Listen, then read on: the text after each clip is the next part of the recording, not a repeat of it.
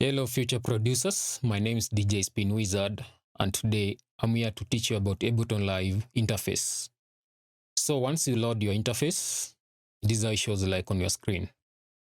There are two types of interfaces. The first one is the session view, like what you are seeing on your screen is called the session view. We also have the arrangement view. I prefer working the arrangement view because it's much easier and much faster and less confusing. So let's switch to the arrangement view. And to do that, bring your cursor up here, then click. Now we are in the arrangement view. So let's start. Up here, this is your tempo or BPM panel. So this is where you add your tempo. Tempo is the speed of the song. So to change the tempo, you just click here, drag up to make it faster, or drag down to make it slower. Alternatively, you can just click on it, then type a number like 100, boom. The next one is the metronome. The metronome helps you stay in time, like you stay in time or in tempo when recording something. To activate the metronome, just you click on it.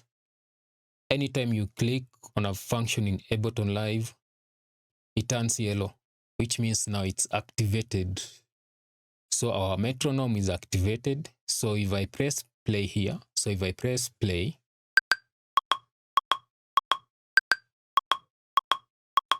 that's how it sounds like.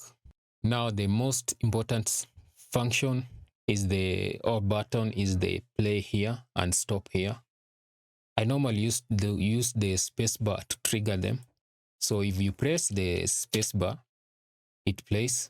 If you press it again, it stops. So this the play, stop. The next important button is the record button, this one here. So it's used to recording an artist or when you're recording some MIDI. That's its function.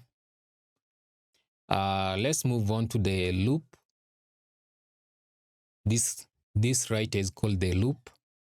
Loop is when you want to listen to something over and over again, or a section of a song. So it plays, then it repeats, plays, repeats. So you just click on it first. Let me do it the right way. To activate loop, first you make a selection like here. Then you come, click loop. You select, click on loop. Okay, now let's move to the left side, left panel. This is called the browser panel or the browser section of Ableton Live.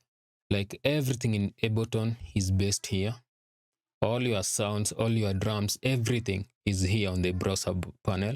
So for example, let's click on drums. It shows you all the drums available.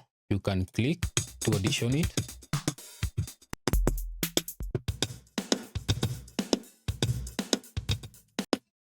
Okay, now to go into more specific sounds, you can click on the drum kits here. So like if you want to, let's say you want a hi-hat, you just click on the arrow. It opens the hats.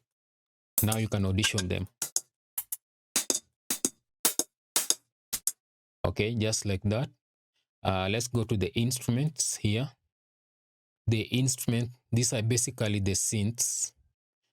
You'll see how they work in the future lessons. These are the synths. These are your synths. Synths can be something like a piano. It can also be called a synth, a synthesizer.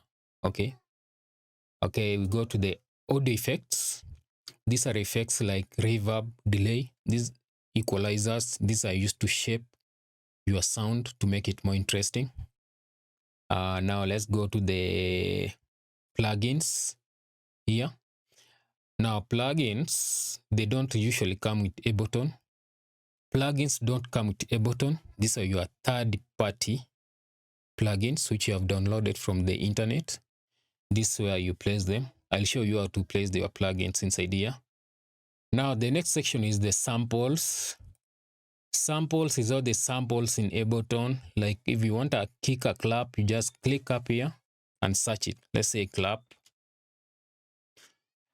After you type it, to show you all the claps available. Then you can audition and select the ones you want. Okay, now let's move into packs. These are the packs which usually come with Ableton. You can also add your own packs, your external packs, things like your own samples you have downloaded from the internet, your kicks, snares, the ones which you like. You just come here on add folder, you click on add folder, you go to where you have added them.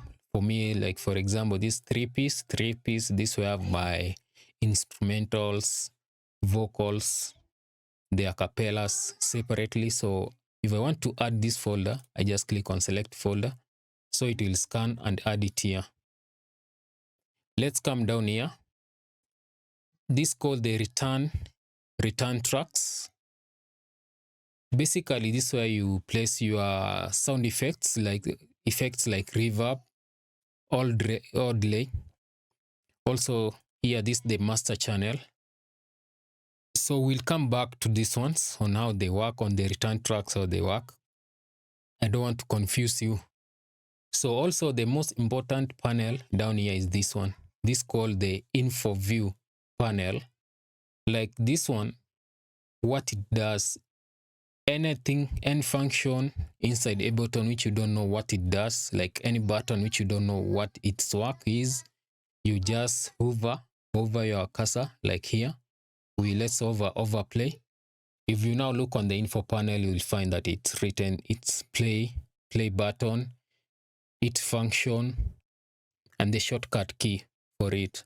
So for example, let's hover our mouse to here. So it writes for you tempo down there. Hope you can see that one. So anything you don't know its functions or what it does or its name, just hover your mouse and read on the info panel. In case your info panel is not showing, you come to view and activate it like this view. So if it's not selected, you activate it. Okay, now I think we need to move into a little bit of customization.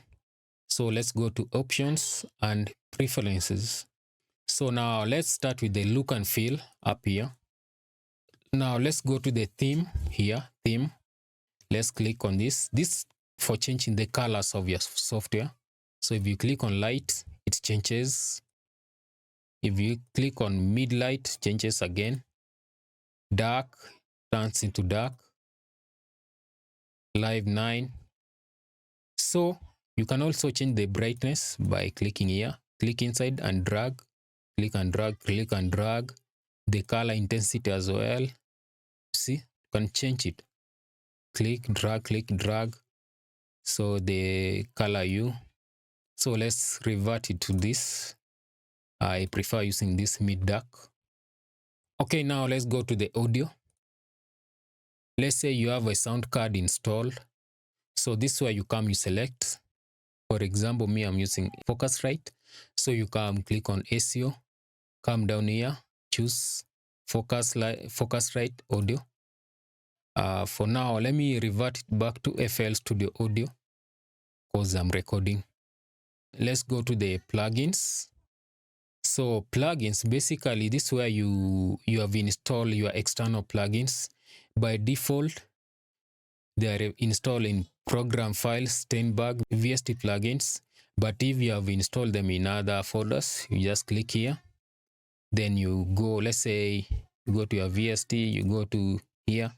Wherever the folder is, once you find the folder you have installed your external plugins or external VSTs, click select, and that's it.